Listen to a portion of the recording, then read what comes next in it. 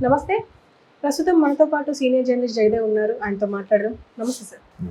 Sir anchor Shyamala ఒక మాట మాట్లాడుతున్నారు. ఏంటంటే పిఠాపురంలో గెలిచేది వంగ గీతనే, పవన్ కళ్యాణ్ కాదు అని చెప్పేసి.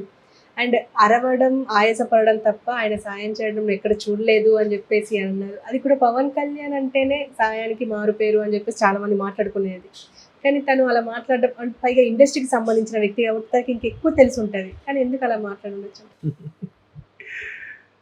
రోజా గారు కామెంట్ చేస్తేనే అంత సీనియర్ యాక్ట్రెస్. సినిమాల్లో ఆవిడుంటే హిట్ ఉంటాయనుకొని, ప్రోగ్రామ్స్ కూడా ఆవిడుంటే హిట్ అనుకుంటే మంచి గోల్డెన్ లెగ్ అనుకునే రోజా గారిని పవన్ కళ్యాణ్ గారు ఒక వేదిక మీద రోజా నువ్వు కూడానా అని చెప్పి ఆపేశాడు ఆయన. అంటే అంత నేము ఫేము, ఒక మంత్రి, మంచి మాటకారి, చాలామందికి ఇండస్ట్రీలో జబర్దస్త్ సంబంధించి అలాంటి విషయంలో చాలామంది సపోర్టుగా ఉన్న వ్యక్తికే పవన్ కళ్యాణ్ విమర్శించడానికి నచ్చక నువ్వు కూడానా అన్నట్టుగా అనేసి వదిలేశాడు ఆయన కదా. మరి ఆమెనే పవన్ కళ్యాణ్ గారు కానీ పవన్ కళ్యాణ్ ఫ్యాన్స్ కానీ పట్టించుకోకపోతే ఈవెన్ ఎవరు కేర్ చేస్తే చెప్పండి. కాకపోతే ఎవరో అన్నట్టుగా జనాల్లో మనకు పేరు వచ్చేయాలి, నేమ్ వచ్చేయాలి, మనం కొట్టే రాజమౌళి కాన్సెప్ట్ అనమాట. విలన్ మనకన్నా బలవంతుడైతే ఆయన కొట్టాడంటే వీడు కూడా బలవంతుడు అని అనుకున్నట్టుగా అనుకుంటున్నారు. కానీ 2 రోజులు ఒక్కరోజు ఫేమ్ కోసం న్యూస్ పేపర్నే చాలామంది వెటకారంగా చేస్తారు కదమ్మా. Today news paper, tomorrow waste paper అని చాలామంది అంటారు. అలాంటి రోజుల్లో ఇవాళ సోషల్ మీడియా వచ్చాక ఒక రోజుకి కొన్ని లక్షల వీడియోలు రిలీజ్ అవుతున్న నేపథ్యంలో ఈవిడ ఇచ్చిన స్టేట్మెంట్ ఒక గంటలోనే వెనక్కి వెళ్ళిపోద్ది. ఒక 10,000 వీడియోలు వెనక్కి వెళ్ళిపోతుంది. ఎవరు ఇదవుతారు? ఆ ఒక్క ఫేమ్ కోసం ఇప్పుడు నిజమే వంగా గీత గెలుస్తారని మీ అభిమానం. రాజకీయం వేరు, వ్యాపారం వేరు. రాజకీయం వేరు, సినిమా వేరు. కాబట్టి ఆవిడ స్టేట్మెంట్ ఇచ్చినా తప్పులేదు. నేను దాన్ని తప్పు పట్టనే లేదు. ఆవిడ ఇష్టం అది. అంటే ఒక్కొక్కరికి ఒక్కొక్కటి ఇష్టం. మీకు నాన్ వెజ్ ఇష్టం, నాకు వెజ్ ఇష్టం. అలాగే అభిరుచులు ఉంటాయి, కాదనట్లేదు. కానీ రాజకీయాలంటే ఆవేశపడడం కాదు, ఆవేశపడడం నేను ఎప్పుడు సాయపడడం చూడలేదు అనేది పెద్ద స్టేట్మెంట్. అంటే టూ మచ్ స్టేట్మెంట్ అనిపించింది. ఎందుకంటే ఒకసారి ఒక టీవీ ప్రోగ్రాంలో ఒక ఆడ మనిషి వచ్చి ఏడ్చేసింది పవన్ కళ్యాణ్ గురించి చెప్తూ. నాకు ఆయన అనాథాశ్రమం మెయింటైన్ చేస్తానంటే చెక్ ఇచ్చారమ్మా, రెండమ్మా కూర్చోండి అని చెప్పి కాఫీ కలిపించారని మంచు లక్ష్మి హోస్టింగ్ చేశారు దాన్ని కదా. అదొకటి. అలాగే చాలామంది ఆవిడెవరు పావలా శ్యామలను ఒక ఆవిడ ఉంటుంది, పెద్ద ఆవిడ, సీనియర్ ఆవిడ. చూసారా కృష్ణవంశీ గారు ఖడ్గం సినిమాలో సంగీతకి తల్లిగా చేశారు. ప్లేన్లో పోతాం, ప్లేట్లో పోతాం ఏదో అంటుంటుంది, ప్లేన్ అనడం రాక. ఆవిడ కూడా కాపాడింది ఈయనేనంట. ఎవరు చెప్పలే, ఎక్కడ యాడ్లు వేసుకోలే. అంతెందుకమ్మా, సినిమాలు లేవు, రాజకీయాలకి డెడికేట్ అయిపోయి 2 స్థానాల్లో ఓడిపోయి మళ్ళీ ప్రజల్లోకి వస్తామంటే, మళ్ళీ పార్టీ నడిపించుకోవడానికి స్టాఫ్ మెయింటెనెన్స్కి అవసరం అంటే 3 కోట్లు అడ్వాన్స్ తీసుకున్నాడు. వకీల్ సాబ్ సినిమాకో దేనికో గుర్తులేదు నాకు. 3 కోట్లు తీసుకోగానే ₹1 కోటి స్టాఫ్కి వాటికి వ్యాలిడీస్ మెయింటెనెన్స్ ఉంచుకున్నాడు. 1 CR ఉమెన్ అండ్ చిల్డ్రన్ వెల్ఫేర్కి ఇచ్చాడు. ఇంకో 1 CR మిలిటరీకి వాళ్ళకి ఇచ్చాడమ్మా.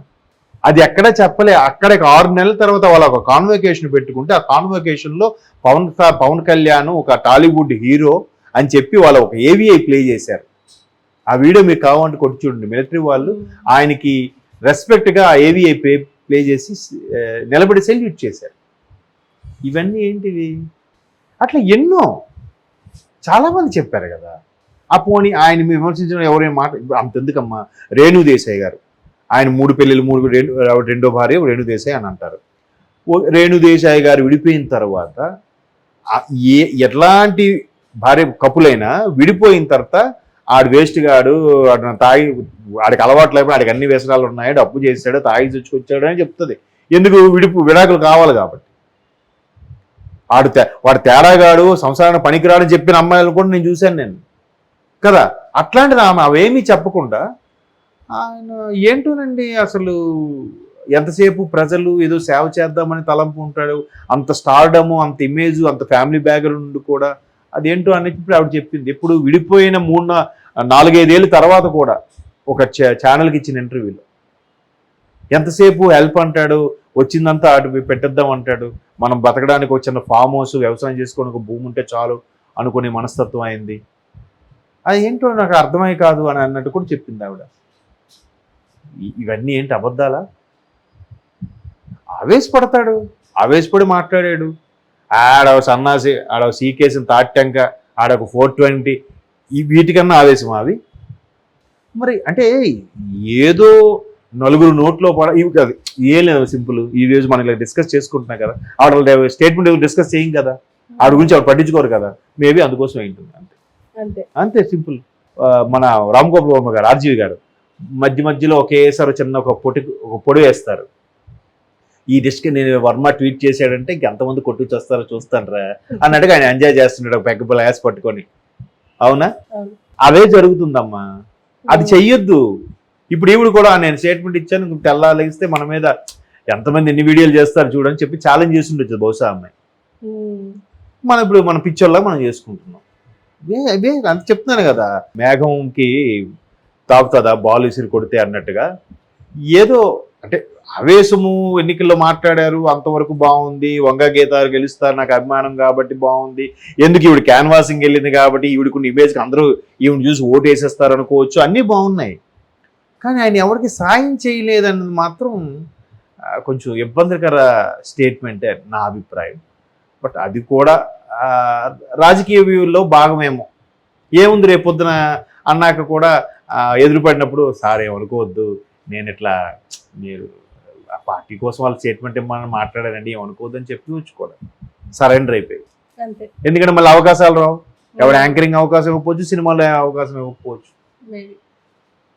కాబట్టి ఇవన్నీ కూడా అదే చెప్తున్నారు కదా, వాళ్ళ స్టేట్మెంట్ ఇవ్వడం, మనం మాట్లాడుకోవడం, వాళ్ళు బరే మనం అన్న స్టేట్మెంట్ బాగా వైరల్ అయిందబ్బా, బాగా ఇదైందబ్బా అని మాట్లాడుకుంటారు రేపు పొద్దున్న.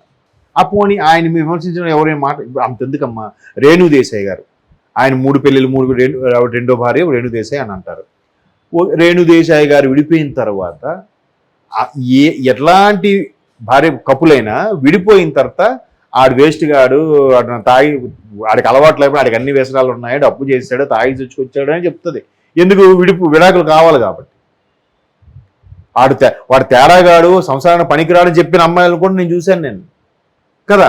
అట్లాంటిది ఆమె అవేమీ చెప్పకుండా ఆయన ఏంటోనండి, అసలు ఎంతసేపు ప్రజలు ఏదో సేవ చేద్దామని తలంపు ఉంటాడు. అంత స్టార్డము, అంత ఇమేజ్, అంత ఫ్యామిలీ బ్యాక్గ్రౌండ్ కూడా అదేంటో అనేది ఇప్పుడు ఆవిడ చెప్పింది. ఇప్పుడు విడిపోయిన 4-5 ఏళ్ళ తర్వాత కూడా ఒక ఛానల్కి ఇచ్చిన ఇంటర్వ్యూలో ఎంతసేపు హెల్ప్ అంటాడు, వచ్చిందంతా అటు పెట్టేద్దాం అంటాడు, మనం బతకడానికి ఒక చిన్న ఫామ్ హౌస్, వ్యవసాయం చేసుకొని ఒక భూమి ఉంటే చాలు అనుకునే మనస్తత్వం అయింది. అది ఏంటో నాకు అర్థమై కాదు అని అన్నట్టు కూడా చెప్పింది ఆవిడ. ఇవన్నీ ఏంటి అబద్ధాలా? ఆవేశపడతాడు,